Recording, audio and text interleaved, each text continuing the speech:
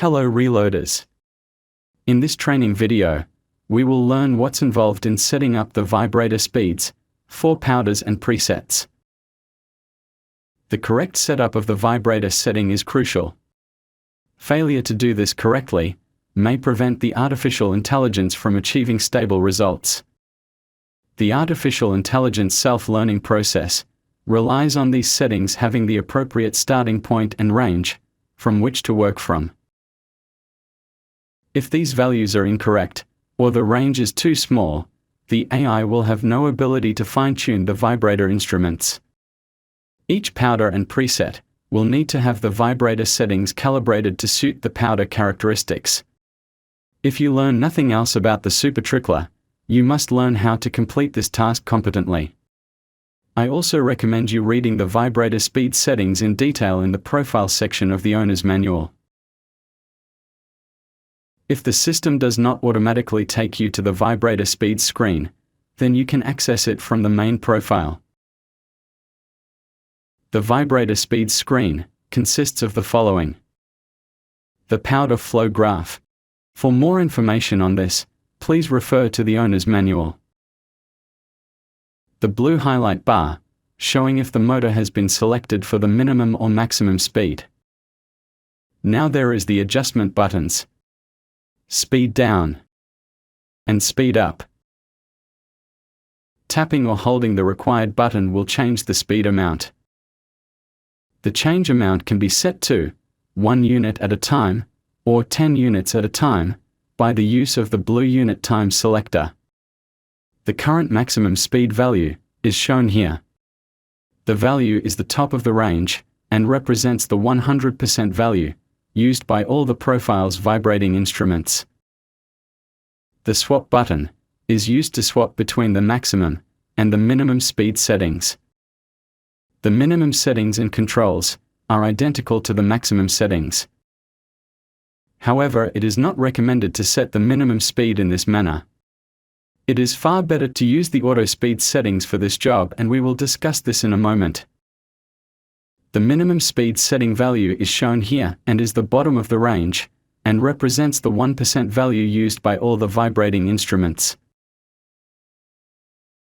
The very important difference between the maximum and minimum settings is shown here. Ideally, this is as close to 100 as possible, but often only a value of 50 or 60 can be achieved. The start-stop button is used to turn on and off the vibrating motor at the selected minimum or maximum speed. And now, the auto speed button. This is the preferred method of setting the minimum vibrator speed. How this control works is a little complicated, so please bear with me, as it is important to understand. When you first press this button, the difference value is recorded, and by default this should be 100 units. The minimum speed will be automatically set to a few units below the maximum setting, and the motor started. Time is allowed for the tube to be primed at this speed, then the speed will begin to reduce. As the speed is reduced, the system is monitoring the scale, looking at the flow rate. After a short while, the speed will be down to a point where the flow is at a consistent kernel drop of between 700 milliseconds and 2 seconds. At this point, the motor will be turned off, and the minimum value is set. At the same time, the system will now automatically switch to the maximum speed and set the value to the original difference above the new minimum. Now, we have come to an important point. If this is the first time you have set the vibrator speed for this powder or preset, then we must set the maximum speed manually. However, if this is not the first time, and we have only come back to trim up the settings to compensate for the conditions of the day, then nothing more needs to be done. Do not adjust the maximum setting, as this will change the 1 to 100% range and mess with all your profile settings. So at this point, exit the vibrator screen, and your new values will be automatically saved. If this is the first time you are setting the vibrator speeds for this profile, then you must set the maximum speed manually. This has to be set manually, because you need to visually observe the maximum flow and powder behavior. When setting the maximum speed, we are looking to set the speed to as high as possible, but not exceeding a difference of 100 units, and so that excessive powder is not jumping out of the cup. A small amount of powder flying out of the cup is acceptable.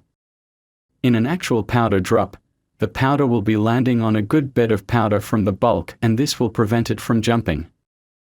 Start out by ensuring the maximum is selected, then turn on the motor. Allow a few seconds for the tube to prime up to the maximum flow rate. Then, using the speed buttons, adjust the speed to the desired amount, always allowing some time for the flow rate to stabilize. Once completed, stop the motor and exit the vibrator screen, and your settings will be automatically saved. Okay then, enough talk. It's time to see the process in action. Navigate your way into the vibrator settings screen, that is if the system does not take you there automatically. Press the auto speed button, and allow it to do its thing, ramping down the motor. After some priming time, the system starts ramping the speed down.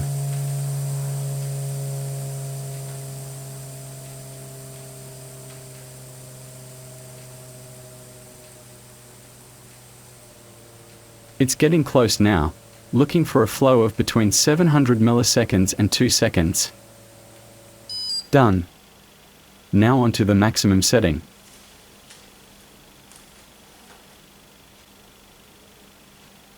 Start the motor, and start observing the powder, making whatever speed adjustments are necessary. Once this is set, stop the motor, and exit the screen. That's it, the vibrator speed settings are done.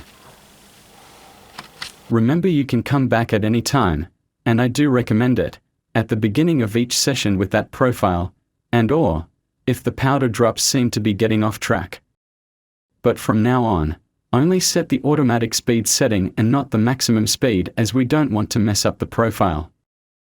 So let's quickly talk about what happens if it does not all go to plan. Scenario 1. The minimum setting seems to be very high. In this case, check the vibrating tube is all the way out, by gently pulling on the tube until it stops. Scenario 2. The difference between the maximum and the minimum is not very high, and nowhere near 100 units. In this case, what is most important is giving the AI some range to work with. This is more important than powder bounce, and we can fix that another way in a moment. Firstly, do not adjust the minimum setting. I cannot stress this enough, as you may end up stalling the motor in normal operation. Next, set the maximum setting to a value that gives a difference of somewhere between 60 to 80 units.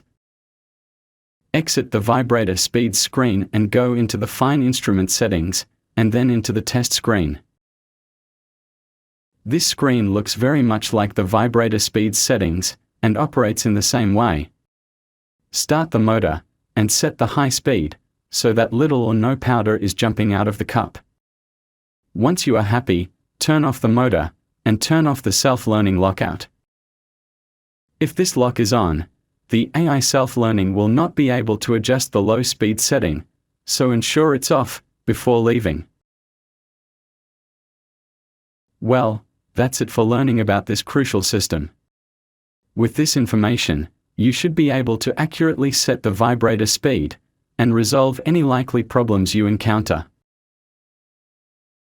So until next time, straight shooting and happy reloading from Rex and Peter.